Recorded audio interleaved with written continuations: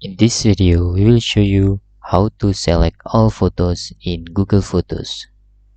Maybe you are difficult how to find this method. In here, let's open our Google Photo first. And we can go to our Google Photos account. For example, in here, using Google Photos, we only can select one by one like this to select the all of the image we have in Google Photos account. But there is faster method you can use to select your photos, limited until 500 photos. You can using Shift key, but first select the first photo and then hold your Shift key button on your keyboard. Then you can press the last photo like this. Now all photos has been selected. Okay, once again, the first is you need to select first photos and then you can hold the shift button, then click the last photo you want to select. If your photos is so many photos here, you can just scroll down, okay, but please scroll down with slowly until the last photos limited to 500 photos per selected.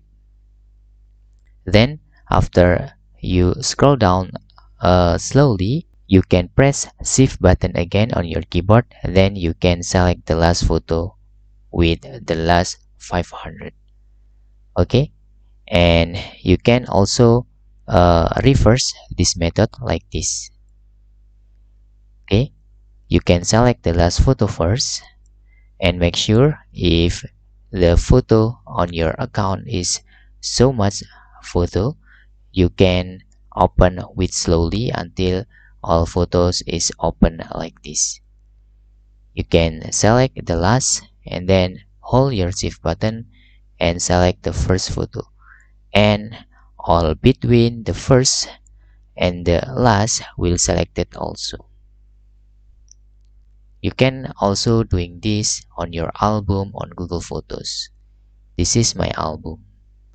You can press the first photo and then click the shift button like this, and all photos between the first and the last will be selected also. And in the album's photos, you can easily delete without selecting one by one manually by choosing your albums and then click delete album, rather than if you want to select all photo that you want to delete. And this is some advice if you want to upload your photos into Google Photos.